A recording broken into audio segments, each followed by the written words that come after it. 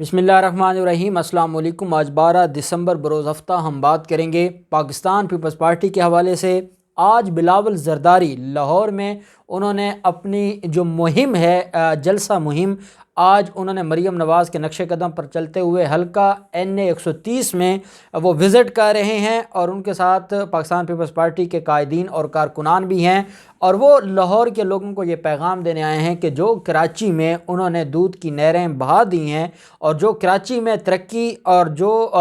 कराची के लोगों के मसाइल हल किए हैं, अब उसके बाद ये लाहौर के लोगों के भी मसाइल हल करेंगे और लाहौरियों को बड़ा तोहफ़ा देंगे। और इनको मिनी कराची बनाने का जो एक प्लान है आसिफ ज़रदारी और ज़रदारी ख़ानदान का, वो ये समझते हैं कि शायद इनको कभी मौका मिलेगा और ये लाहौर का भी वही हाल कर देंगे जो कराची का इन्होंने हाल की है। तो इस मुहिम पर आज वो निकले हुए हैं। लेकिन उनके साथ जो ज़रदारी ख़ानदान है उनके साथ दो बड़े हादसे पेश आए हैं। एक तो रौ अनवार के हवाले से बड़ी अहम डेवलपमेंट हुई है, क्योंकि रौ अनवार जिसको ये कहा जाए कि वो बिलावल ज़रदारी और बिलावल हाउस का रखवाला भी है और बिलावल ज़रदारी और आसिफ ज़रदारी का ख़ास फ्रंट मैन है और इनके बिहाफ पर वो सैकड़ों लोगों का कातिल है। उसके ख़िलाफ़ इंटरनेशनल फोरम पर कार्रवाई हुई है, वो भी मैं आपके साथ शेयर करूंगा। मुस्तफ़ा नवाज़ खोखर जो कि तर्जमान थे बिलावल ज़रदारी के, उन्होंने रिज़ाइन किया है और अब अगला जो उनका स्टेप है वो पाकिस्तान पीपल्स पार्टी छोड़ने का है।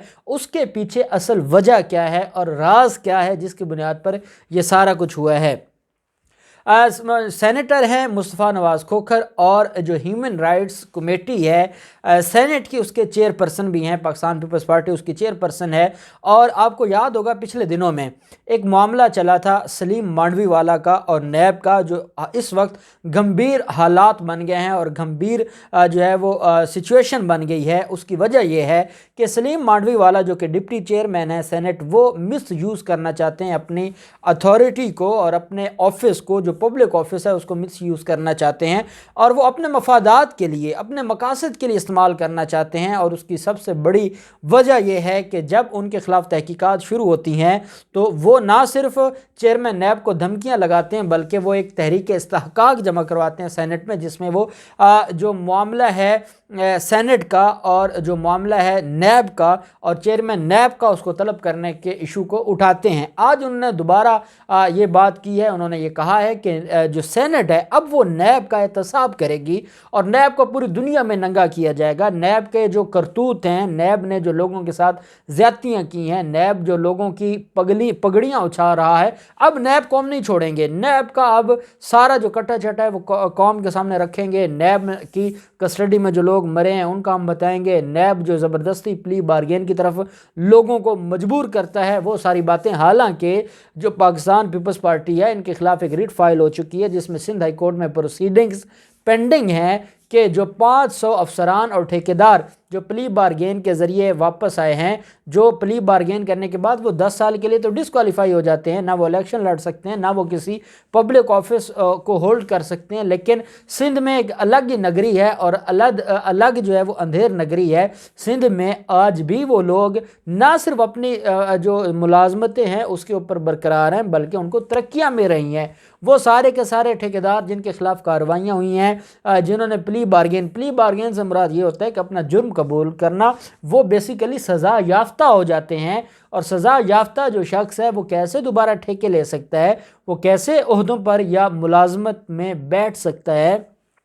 यह सिंध सरकार के और मुराद अली शाह के अनोखे जो है वो मामलात हैं। लेकिन जो मामला है सलीम मांडवीवाला का, वो ये कहते हैं कि नैब बड़ी ज़्यादती कर रहा है और नैब क्योंकि ज़्यादती कर रहा है इसलिए हम नैब को नहीं छोड़ेंगे। तो सलीम मांडवीवाला ने प्रेशर दिया सेनेटर मुस्तफ़ा नवाज़ खोखर पर कि आप चेयरपर्सन हैं, आप इंसानी हकूक़ की कमेटी में उसको तलब करें, चेयरमैन नैब को। ये असल में इनकी ये जो इख्तलाफ है ना, वो मैं आपके सामने रखने लगा हूँ कि असल मसला क्या हुआ है और इख्तलाफ की वजह क्या बनी है और क्यों वो बिलावल ज़रदारी को छोड़ के गए हैं। तो बिलावल ज़रदारी को उनकी तर्जमानी इसलिए छोड़ी है, हालांकि पाकिस्तान पीपल्स पार्टी में मैं समझता हूँ बड़े से बड़ा लीडर भी इस बात के लिए तरसता होगा कि वो बिलावल ज़रदारी का तर्जमान हो जाए, क्योंकि उनकी नज़र में बिलावल ज़रदारी सबसे बड़े लीडर हैं, पाकिस्तान के जमहूरी लीडर हैं और उसकी तर्जमानी करना तो वो वैसे ही अपने लिए एक बायस फ़ख्र समझते हैं।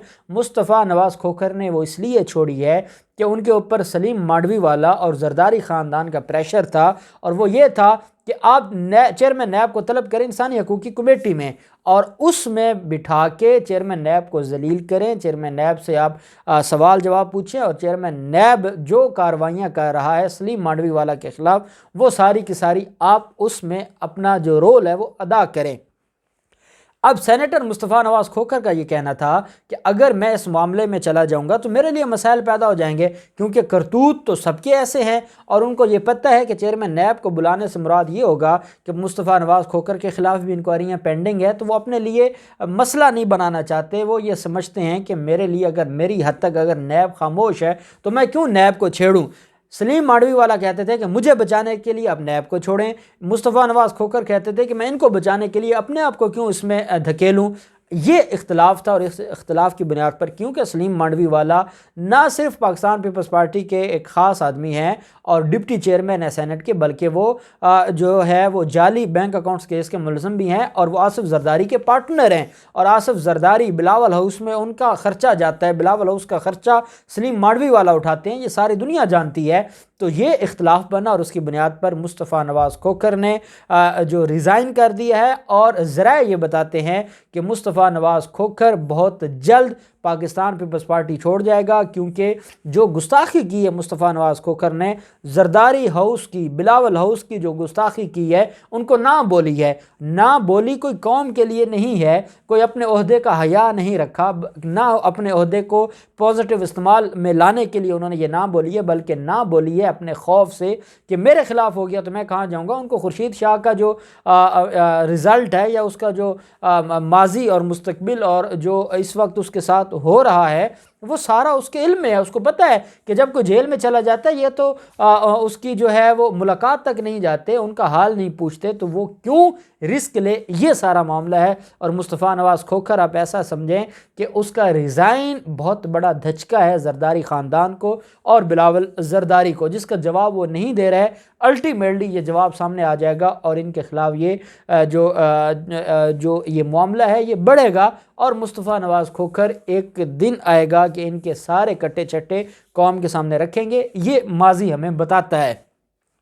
دوسری طرف ہم دیکھتے ہیں رو انوار کا جو معاملہ ہے، نقیب اللہ محسود قتل کیس، وہ گلے پڑ گیا تھا رو انوار نے تو 700 سے زائد پولیس مقابلے میں لوگوں کو مارا ہے، لوگوں کو قتل کیا ہے۔ آصف زرداری کے کہنے پر اس نے لوگوں کو اٹھایا، لوگوں کو اغوا کیا، بھتے لیے، قتل کیا۔ فریال تالپور کے اشاروں پر وہ چلتے رہے، ذوالفقار مرزا کے اشاروں پر وہ چلتے رہے، یہ ساری دنیا جانتی ہے۔ لیکن ایک معصوم کا جو خون ہے، دیکھیں ظلم کی ایک حد ہوتی ہے، ظلم کا ایک وقت ہوتا ہے، ظلم جب بڑھنے لگتا ہے تو وہ مٹ جاتا ہے، اور ظلم جب بڑھتا ہے تو مٹ جاتا ہے، یہ حقیقت ہے۔ اور رو انوار کا ظلم کتنے دن چلتا، الٹیمیٹلی اس کو مٹنا تھا، اور اب نہ صرف نقیب اللہ محسود قتل کیس میں وہ بری طرح پھنس چکے ہیں، اور سپریم کورٹ کے حکم پر ان کو سپریم کورٹ سے ہی گرفتار کیا گیا تھا۔ یہ اور بات کہ سندھ کے نظام میں اتنی سخت نہیں تھی کہ آصف زرداری کے رائٹ ہینڈ کو، یا رائٹ جو ان کا فرنٹ مین ہے، اس کو لمبا عرصہ جیل میں رکھ سکتے یا ان کے خلاف کوئی مضبوط کیس بناتے، لیکن الٹیمیٹلی ان کے خلاف کارروائی تو ہونی ہے۔ خون کبھی معاف نہیں ہوتا، اور خون قبر تک انسان کی جان نہیں چھوڑتا، اور اس کا اندازہ رو انوار کو ہے۔ رو انوار کو نہ صرف پاکستان میں رسوائی کا سامنا کرنا پڑا، ذلت کا سامنا کرنا پڑا، اتنا بڑا زوال آیا جو اپنے آپ کو کنگ میکر سمجھا کرتے تھے کراچی میں، آج اس کی حیثیت ایک چپڑاسی سے بھی کم رہ گئی ہے، اور سوائے ان کو قاتل کے طور پر کوئی ان کو اچھے الفاظ سے یاد نہیں کرتا۔ پاکستان پیپلز پارٹی نے ان کا ذکر کرتی، آصف زرداری نے اس کا ذکر کرتے، اس کو جو ہے وہ اون نہیں کرتے، وہ یہ کہتے ہیں کہ ہمارا ان سے کوئی تعلق نہیں ہے۔ یہ سارے جو معاملات ہیں یہ تو آپ کے سامنے ہیں۔ اب معاملہ دوسری طرف چلا گیا ہے۔ پہلے امریکہ نے پابندیاں لگائی تھی، سفری پابندیاں بھی، اور ساتھ جو امریکہ میں اس کے جو ہے وہ پراپرٹیز تھی وہ منجمد کر دی گئی تھیں رو انوار کی، اور ایلیگیشن یہ تھا کہ کیونکہ ہیومن رائٹس جو وائلیشنز ہیں، جو ٹارگٹ کلنگ کے نام پر، جو پولیس مقابلے کے نام پر انہوں نے ظلم کیا ہے، اس ظلم سے پوری دنیا خائف تھی اور پوری دنیا دکھی تھی۔ تو پہلے امریکہ نے ان کے اوپر پابندیاں لگائی تھی، اب برطانیہ جو کہ گڑھ سمجھا جاتا ہے کرپشن زدہ لوگوں کا، لیکن ایک حد ہوتی ہے اب برطانیہ نے رو انوار کے خلاف کارروائی شروع کر دی ہے۔ اس کی جتنی پراپرٹیز تھی برطانیہ میں وہ ساری کی ساری اب منجمد کر دی گئی ہیں، اور برطانیہ میں ان کی جو پابندی ہے، جو داخلہ ہے، اس کے اوپر پابندی لگا دی ہے، اور برطانیہ نے بلیک لسٹ کر دیا ہے رو انوار کو۔ اور رو انوار جو یہ سمجھ رہا تھا، میں نے آپ کو کچھ عرصہ پہلے بتایا تھا کہ جو بلاول ہاؤس کے خاص لوگ ہیں وہ یہ کہہ رہے ہیں کہ رو انوار کو یہ بیرون ملک بھجوا دیں گے، اور بیرون ملک جانے کے لیے سب سے بیسٹ آپشن ان کے پاس برطانیہ تھا، کیونکہ وہاں پر بہت زیادہ جائیدادیں تھیں رو انوار کی، لیکن وہ ساری جائیدادیں بھی برطانوی حکومت نے ضبط کر دی ہیں، اور برطانوی حکومت نے ان کے داخلے پر پابندی لگا دی ہے۔ اور یہ ایک بڑا واضح پیغام ہے، پہلے الطاف حسین کی جو جائیدادیں وہ منجمد ہو چکی ہیں، اور اب نواز شریف، حسن نواز، حسین نواز اور باقیوں کے لیے بھی یہ ایک لمحہ فکریہ ہے کہ ان کے اوپر بھی یہ دن آنے والا ہے، اور انشاءاللہ ان کی جائیدادیں بھی ضبط ہوں گی، باقی سرکار ضبط ہوں گی، اور وہ پاکستان کو ملیں گی، اور ان ملزموں اور مجرموں کو بھی پاکستان کے حوالے کیا جائے گا۔ جو بھی ڈیولپمنٹ ہوگی ہم آپ کے ساتھ شیئر کرتے رہیں گے۔ اللہ پاک پاکستان کا حامی و ناصر ہو۔ بہت شکریہ۔ اللہ حافظ۔ پاکستان زندہ باد۔